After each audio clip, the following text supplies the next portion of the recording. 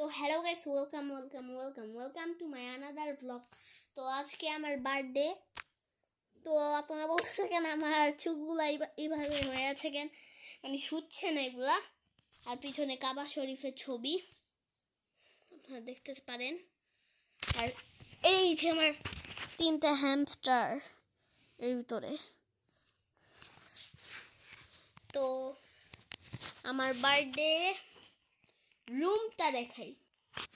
এই যে balloon, room, আর এই যে আলমারি, এখানে তাওয়াল ঝুরানো, আর এইখানে এই যে কাবা শরীফ, এখানে ডাবল ডেকার বেড, আর এখানে আমার 3টা হ্যামস্টার, আর এইখানে এই যে আপনারা এটা পড়ুন, হ্যাপি বার্থডে সাইফান 9। আপনারা এই যে লেখাটা যাতে না বুঝতে পারেন আমি বলে দিলাম, এটা 9।